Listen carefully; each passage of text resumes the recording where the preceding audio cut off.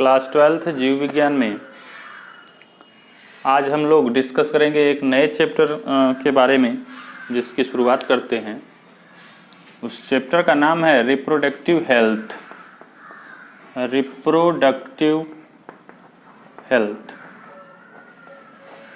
Reproductive health, जनन स्वास्थ्य, जनन स्वास्थ्य,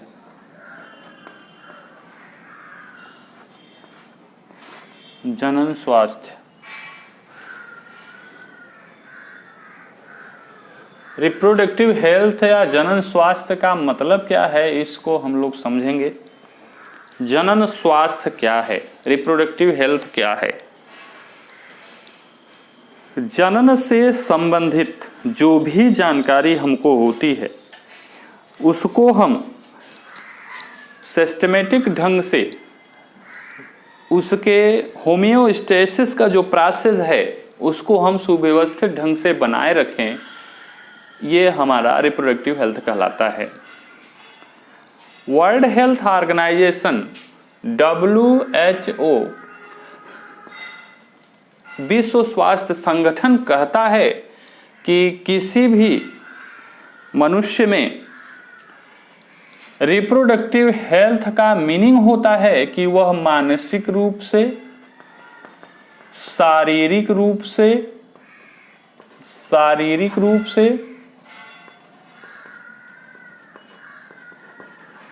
और सामाजिक रूप से जो स्वस्थ है उसको, उस व्यक्ति को हम लोग स्वस्थ मान सकते हैं। तो इस तरह से सामान्य भाषा में और वर्ल्ड हेल्थ ऑर्गेनाइजेशन की भाषा में जो रिप्रोडक्टिव हेल्थ को बताया गया, इस तरीके से रिप्रोडक्टिव हेल्थ के विषय में वर्ल्ड हेल्थ ऑर्गेनाइजेशन ने कहा कि मानसिक, शारीरिक, सामाजिक रूप से जो व्यक्ति स्वस्थ है उसको हम लोग जनन स्वास्थ्य के अंतर्गत मान सकते हैं। इस चैप्टर के अंतर्गत हम लोग सबसे पहले चर्चा करते हैं sexually transmitted disease. Sexually transmitted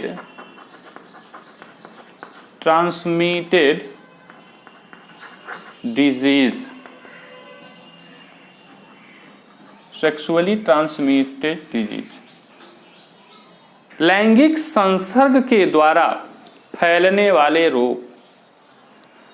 इसको हम अपनी भाषा में कह सकते हैं सेक्सुअल कांटेक्ट के द्वारा जो रोग फैलता है। कहने का मतलब सेक्स के माध्यम से जो रोग फैलता है उन रोगों को हम सेक्सुअली ट्रांसमिटेड डिजीज के नाम से कहते हैं। सेक्सुअली ट्रांसमिटेड डिजीज के नाम से जानते हैं। एक नंबर का क्वेश्चन आता है कि ऑप्शनल क्वेश्चन होता है, निम्न 4 ऑप्शन दिए रहेंगे, उसमें कहेगा निम्नलिखित में से कौन सेक्सुअली ट्रांसमिटेड डिजीज है। तो उसमें से 3 ऑप्शन जो होंगे आपके वो ऐसे रोग होंगे जो सेक्सुअली ट्रांसमिटेड नहीं होंगे, एक जो होगा वो सेक्सुअली ट्रांसमिटेड होगा। तो आपको बताना पड़ेगा कि सेक्सुअली ट्रांसमिटेड डिजीज कौन है। उसके बाद बोर्ड का जो क्वेश्चन आता है, 1 नंबर का क्वेश्चन आता है सेक्सुअली ट्रांसमिटेड डिजीज का नाम लिखिए। तो उस तरह से आप जब इस तरह से क्वेश्चन पूछेगा तो उनको आपको लिखना पड़ेगा सेक्सुअली ट्रांसमिटेड डिजीज कौन कौन से हैं। जैसे अगर आपको दिया कि सेक्सुअली ट्रांसमिटेड डिजीज के नाम लिखिए तो उसमें आप बताएंगे syphilis, gonorrhoea, chlamydia, herpes, AIDS, hepatitis. तो इस तरह से जो रोग हैं सेक्स के माध्यम से, यानी सेक्सुअली कांटेक्ट के द्वारा जो रोग फैलता है उन रोगों को हम लोग सेक्सुअली ट्रांसमिटेड डिजीज के नाम से जानते हैं और इसको, उन रोगों को सेक्सुअली ट्रांसमिटेड डिजीज कहते हैं। यानी कुल मिला के कहने का मतलब ये हुआ कि सेक्स के माध्यम से, यानी सेक्सुअल कांटेक्ट के माध्यम से जो रोग फैलता है उनको हम सेक्सुअली ट्रांसमिटेड डिजीज कहते हैं। और इन डिजीज के लिए जो जिम्मेदार फैक्टर है वह सबसे ज्यादा जिम्मेदार फैक्टर जो है वह है आपका वैश्यावृत्ति। वैश्यावृत्ति से सबसे ज़्यादा सेक्सुअली ट्रांसमिटेड डिजीज फैलता है। तो सबसे पहले हम देख लेते हैं सिफिलिस के विषय में। सिफिलिस एक ऐसा सेक्सुअल कांटेक्ट के द्वारा एक सेक्सुअली ट्रांसमिटेड डिजीज है जिसको ट्रेपोनीमा पैलिडम बैक्टीरिया जो होता है इस रोग को फैलाता है। यानी सेक्सुअली कांटेक्ट से तो होता ही है, लेकिन उसके लिए जो जिम्मेदार फैक्टर है वो ट्रेपोनीमा पैलिडम है। ये जो ट्रेपोनीमा पैलिडम है, इस रोग के लक्षण क्या हैं?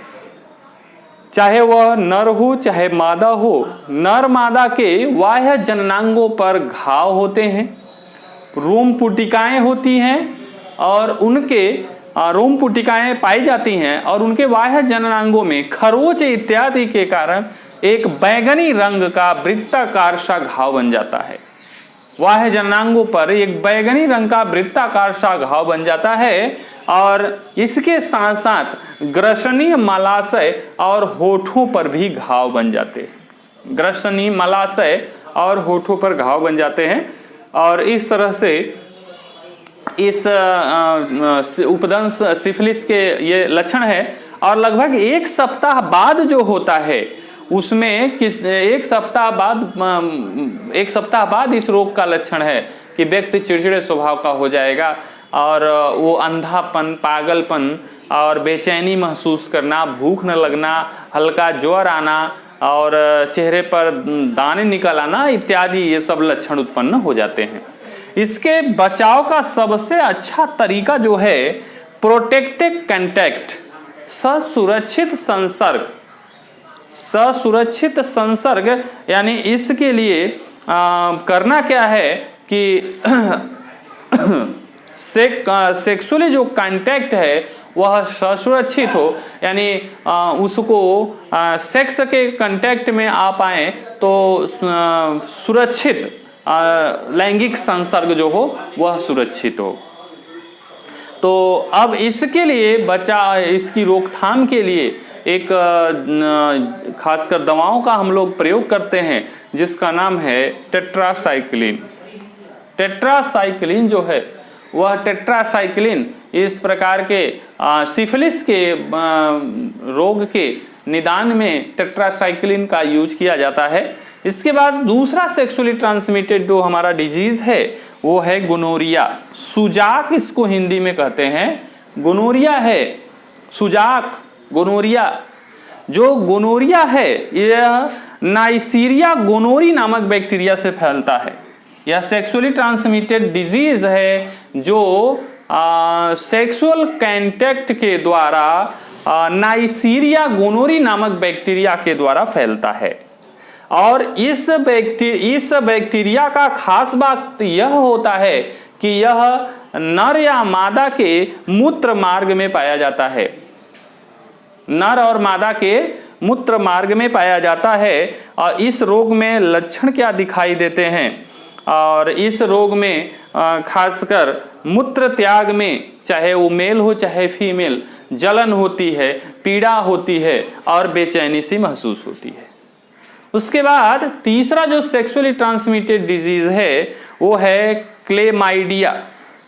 क्लेमाइडिया जो सेक्सुअली ट्रांसमिटेड डिजीज है, इसको फैलाने के लिए जो बैक्टीरिया जिम्मेदार है उसका नाम है ट्राइकोमोनास वेजाइनेलिस।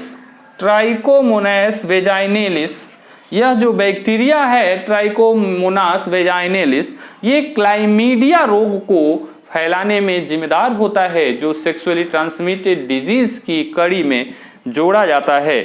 और यह सेक्स के द्वारा फैलता है, यानी सेक्सुअली कांटेक्ट के द्वारा फैलता है। और इसके लक्षण जो होते हैं, इसके जो लक्षण होते हैं वो सिफिलिस के जैसे ही लक्षण होते हैं। इसके लिए एंटीबायोटिक्स दवाओं का यूज किया जाता है इसके बचाव के लिए। इसके बाद चौथा जो हमारा रोग है वो सेक्सुअली ट्रांसमिटेड, वो हार्पिज है। हार्पिज सिम्प्लेक्स एक बैक्टीरिया है जिसको हम लोग जिम्मेदार समझते हैं जेनाइटल हार्पिज के लिए। जेनाइटल हार्पिज एक सेक्सुअली ट्रांसमिटेड डिजीज है जिसके लिए हार्पिज सिम्प्लेक्स एक बैक्टीरिया होता है, वो फैलाता है इसको। और इसमें होता क्या है, इस रोग के लक्षण हैं जनन अंगों में सूजन होगा, पीड़ा होगा, बेचैनी महसूस होगी, मूत्र मार्ग में जलन, मूत्र त्याग में जलन होगा। ये खासकर मूत्र मार्ग से, चाहे वो मेल मूत्र मार्ग हो चाहे फीमेल, उससे एक सफेद प्रकार के तरल पदार्थ का स्राव होता है, जिससे इस प्रकार के रोग के लक्षण दिखाई देते हैं, जिसके लिए जिम्मेदार होता है हार्पिस सिम्प्लेक्स। यह खासकर नर और मादा के मूत्र मार्ग का रोग है और इसके बचाव के लिए एक एंटीबायोटिक दवाई का प्रयोग किया जाता है, जिसका नाम है साइक्लोवीर। साइक्लोवीर एक एंटीबायोटिक्स औषधि है जो जेनाइटल हार्पिस के बचाव में प्रयोग किया जाता है। ये हो गए आपके 4 सेक्सुअली ट्रांसमिटेड डिजीज।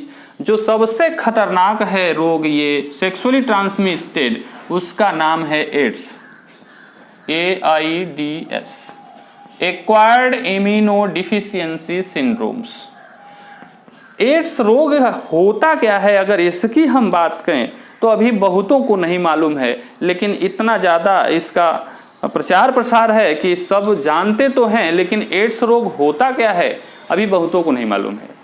तो आप ये जान लीजिए, एड्स रोग में, एड्स रोग का जो बैक्टीरिया, जो वायरस है वह है HIV, ह्यूमन इम्यूनोडेफिशिएंसी वायरस। ये वायरस करता क्या है, इम्यून सिस्टम को, जो हमारा इम्यून सिस्टम जो होता है, हमारा प्रतिरक्षा तंत्र जो होता है, प्रतिरक्षा तंत्र, इस रोग का जो वायरस होता है ये प्रतिरक्षा तंत्र को ही कमजोर कर देता है। और इस रोग के लिए सबसे ज्यादा जो जिम्मेदार फैक्टर है वो है वेश्यावृत्ति। वेश्यावृत्ति इस रोग का खोज अमेरिका में किया गया था और इस रोग में देखा गया कि एक समलैंगिक जोड़े में जो मादक पदार्थों का सेवन करते थे, उनका जब ऐसे लक्षण दिखाई दिए तो पता चला कि इनका सुरक्षा तंत्र ही कमजोर है।